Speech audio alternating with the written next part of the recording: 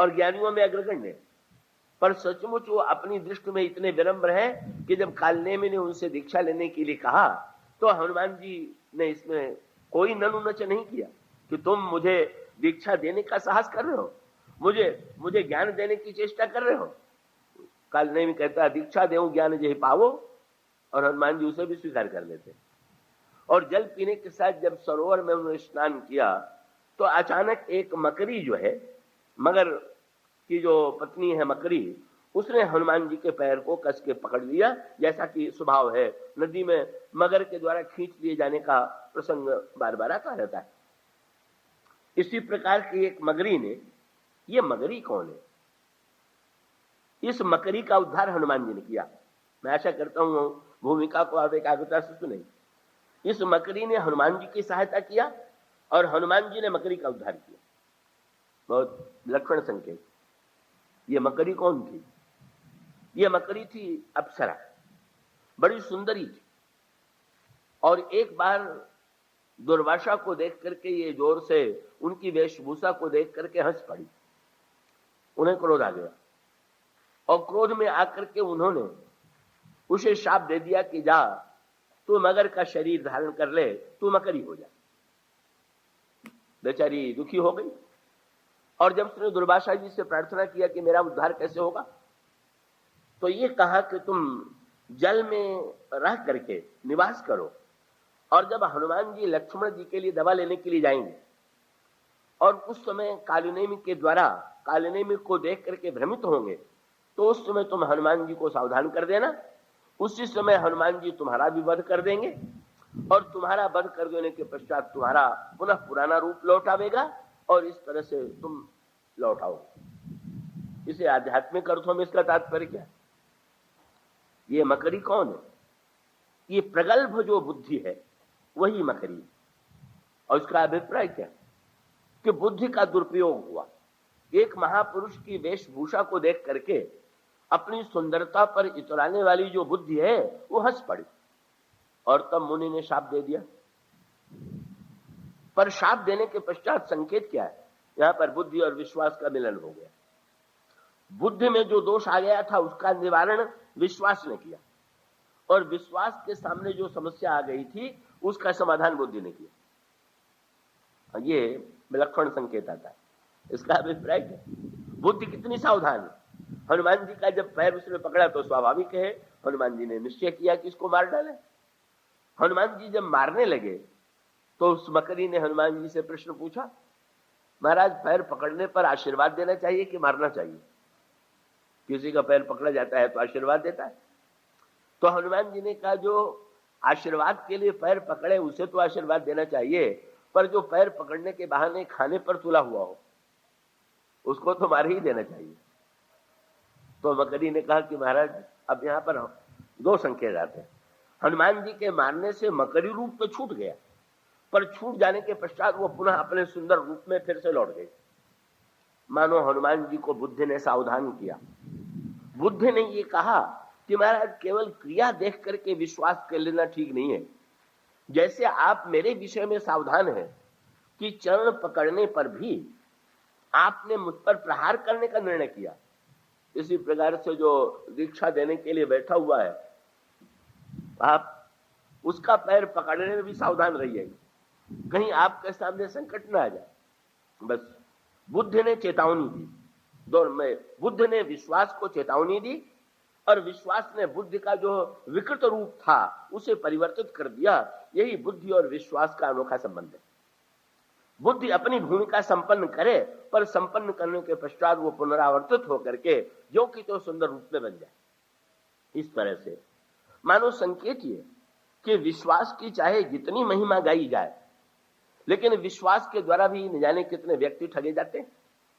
ऐसी स्थिति में केवल बुद्धि छोड़ करके विश्वास ही कर लेना चाहिए। अगर ये बात कही जाए तो बिल्कुल युक्तिसंगत नहीं। हाँ, इसलिए अब जो ये जो दोनों पक्ष हैं, ब्रह्मा का पक्ष जो है जो बुद्धि का पक्ष है और शंकर जी का पक्ष जो विश्वास का पक्ष है, दोनों एक दूसरे के पूरक हैं। विश्वास के द्वारा बुद्धि का जो बुद्धि में जो दोष आ गया हो उसका निराकरण हो और बुद्धि जो है वो निरंतर सजग रह करके, बुद्धि का कार्य है प्रहरी के रूप में। जैसे घर में स्वामी जो होता है बाहर पहरेदार रख करके निश्चिंत होता है, इसी प्रकार से विश्वास में निवास करते हुए भी बुद्धि का प्रहरी हमारे जीवन में रहे, इसका तात्पर्य है। इसलिए भगवान शंकर का जब दक्ष से कहा कि शंकर जी को देखिए, तो शंकर जी को देख करके दक्ष को निराशा तो बहुत हुई। उनका वेशभूषा ऐसी वेशभूषा थी ही नहीं कि उनको देख करके किसी के मन में अपनी कन्या देने की इच्छा है। न घर है न वस्त्र है, अब ऐसे व्यक्ति को अपनी कन्या कौन दे? तो इसीलिए जब चुनाव किया जाता है, मैंने अपने पति से कहा तो यही कहा कि 3 बातें देख लीजिएगा लड़के में। क्या? बोले जो घर बर कुल हो ही अनूपा, घर अच्छा हो, बर सुंदर हो और वो कुल भी अच्छा हो, तो करिए विवाह सुता अनुरूपा, न तो कन्या बरु रह कुमारी। नहीं तो कन्या का कुमारी रह जाना अच्छा है, पर घर बर और कुल ठीक नहीं हो तो विवाह ठीक नहीं। वो तो शंकर जी को देख करके मैना ने भी सिर पीट लिया। पता लगाया कि इस दूल्हे का घर कहाँ है? बोले स्मशान में रहता है, जहां चिता जलती है वहां पर रहता है। जब देखा तो नंगा और लपेटे हुए सांप को, बर भी विचित्र। और कुल के विषय में क्या होता है जाए कि शंकर जी का कुल कौन सा है? कुल तो तब बनता है कि जब किसी कुल में जन्म हुआ हो, जो अजन्मा है उसका कुल कैसा? वो मूल प्रश्नों पर आप ध्यान रखें। सती के रूप में संशय उनके मन में, और पार्वती के रूप में भी वो भगवान शंकर से उन्होंने कह दिया कि जहूं कछु संशय मन मोरे। महाराज मेरे मन में अब भी संशय बना हुआ।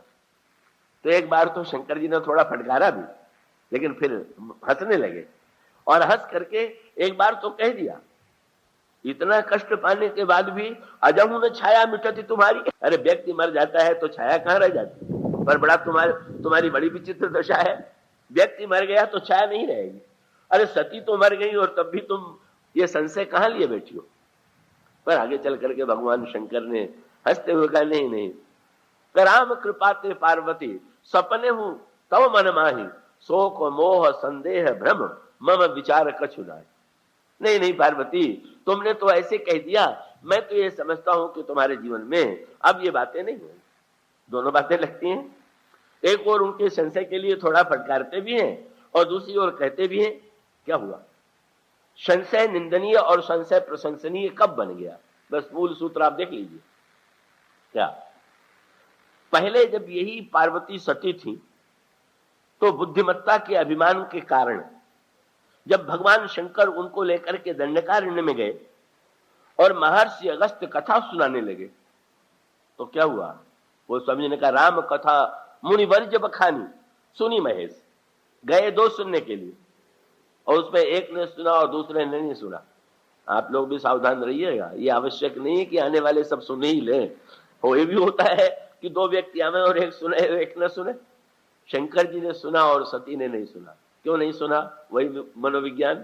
क्या कि ये मुझे सुना रहे हैं, क्या ये मुझसे योग्य हैं? क्या मुझसे बुद्धिमान है क्या कि मैं जो इनकी बात सुनूं? मुझे सुनने की कोई आवश्यकता नहीं। और वहीं शंकर जी हैं, अरे नहीं नहीं, ये तो किसी ने कहा भी कि महाराज आप समुद्र हो करके घड़े के बेटे से कथा सुन रहे हैं।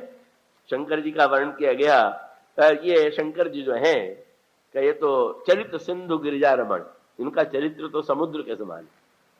और जिनसे सुनने के लिए गए थे वो घड़े के बेटे थे।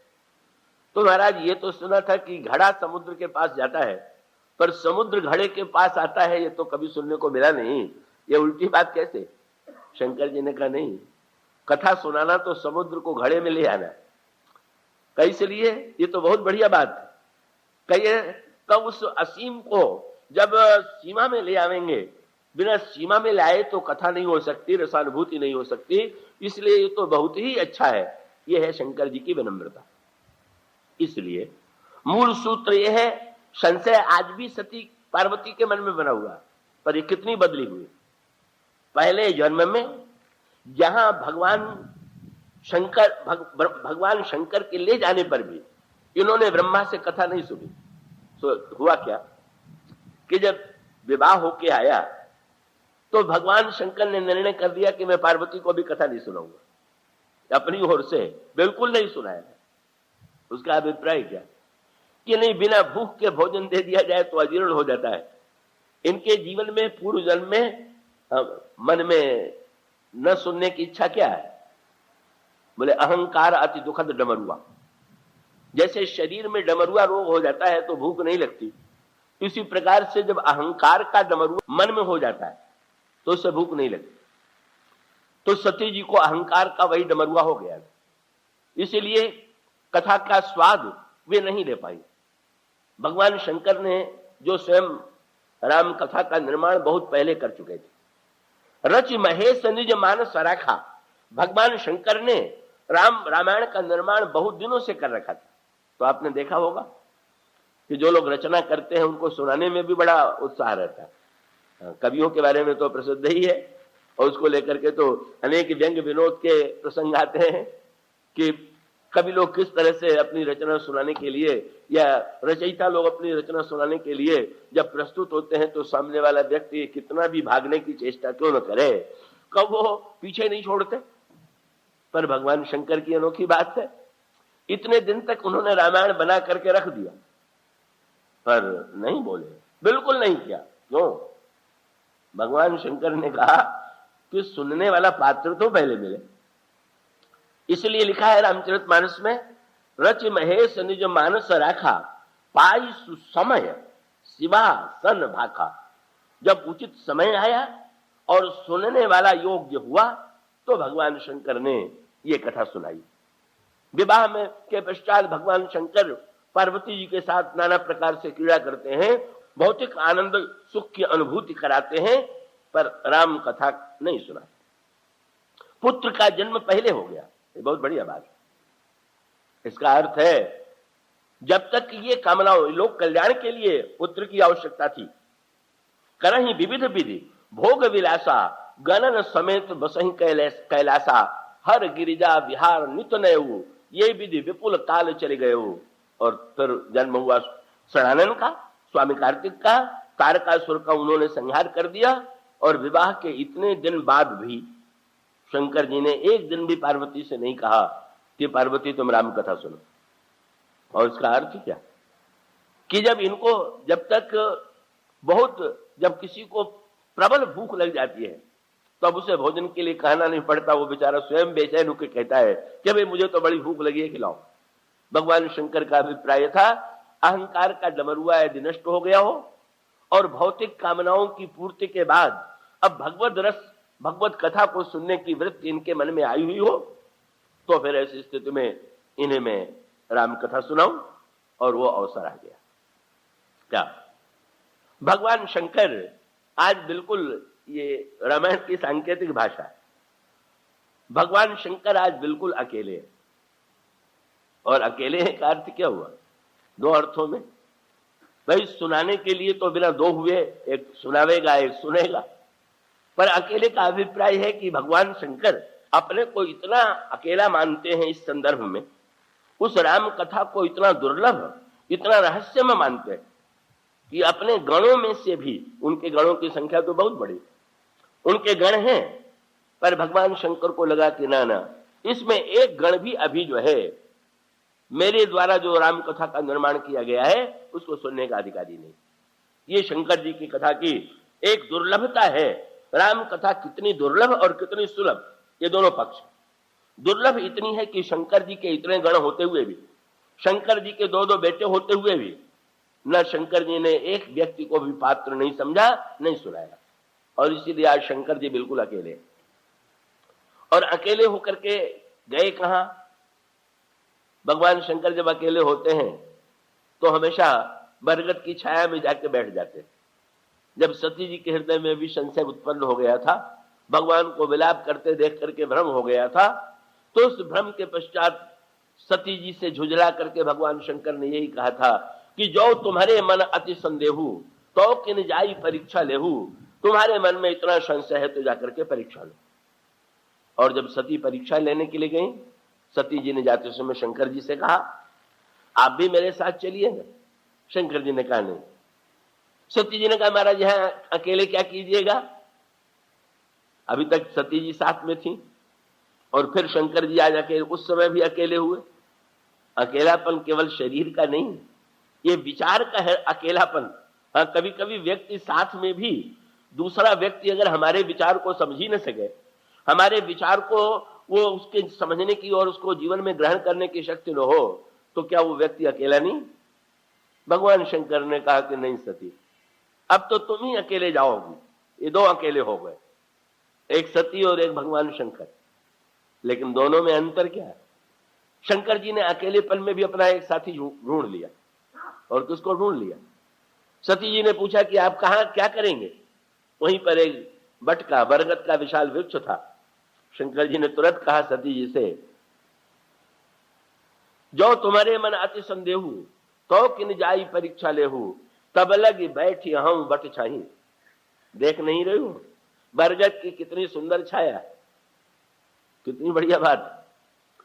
बोले जब मनुष्य साथी न लगे तो वृक्ष का साथी भी, और वो वृक्ष के रूप में। इसका अभिप्राय है सती तो चैतन्य है, पत्नी है, और दिखाई देता है कि वृक्ष जड़ है, पर भगवान शंकर को लगता है कि नहीं नहीं, ये वृक्ष जैसी छाया दे रहा है।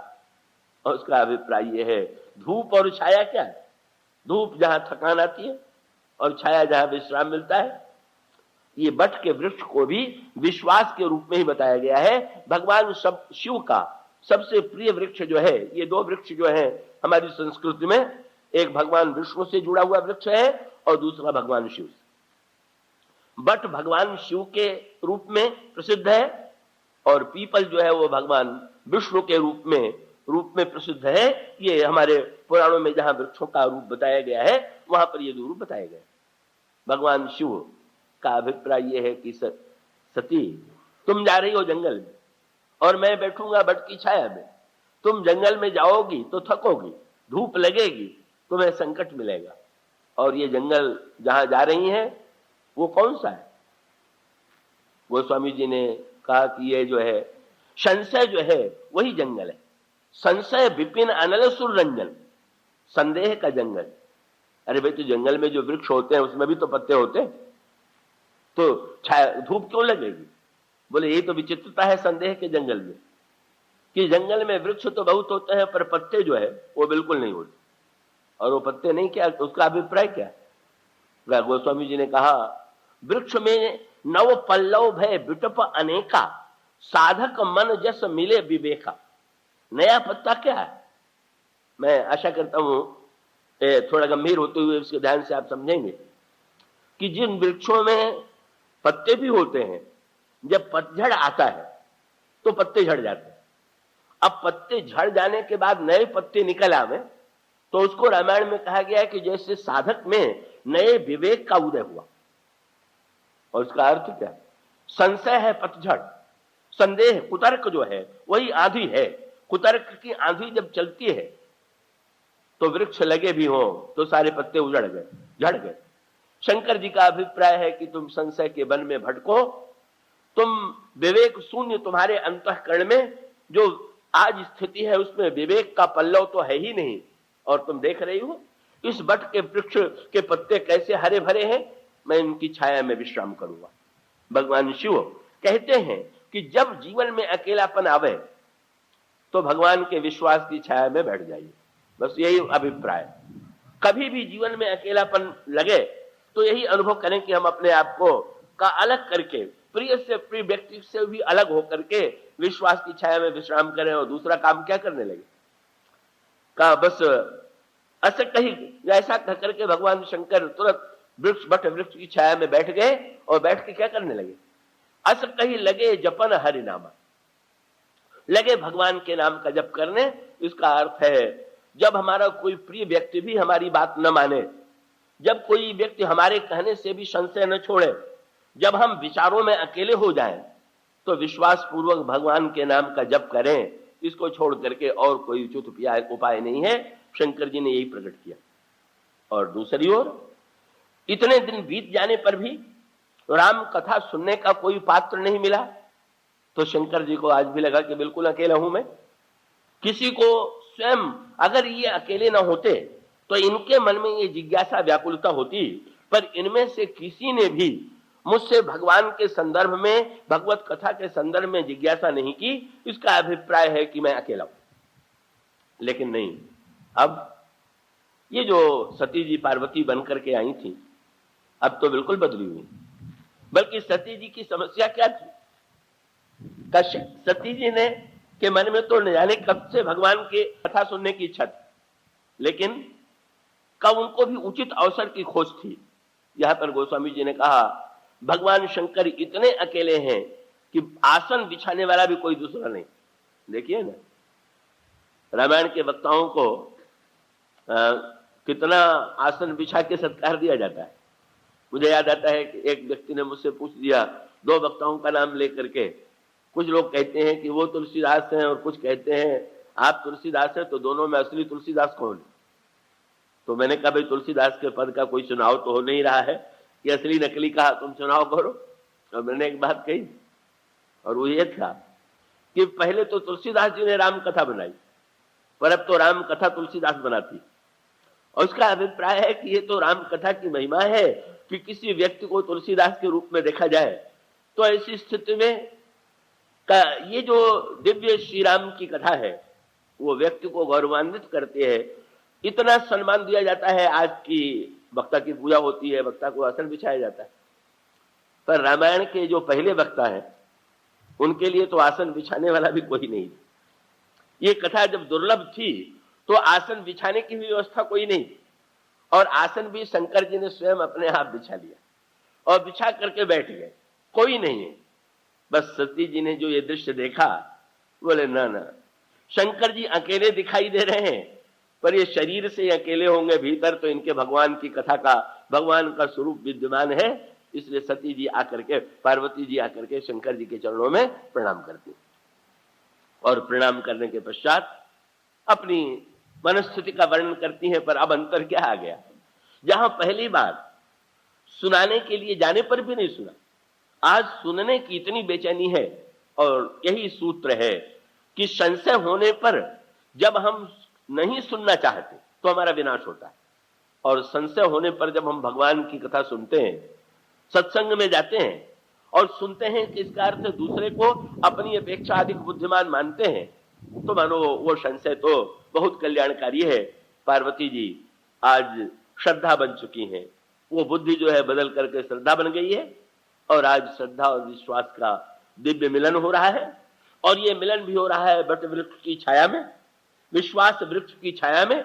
और तब ये राम कथा क्या है, मानो श्रद्धा और विश्वास का संवाद है। श्रद्धा ने पूछा और विश्वास ने कहा, बस यही सूत्र है।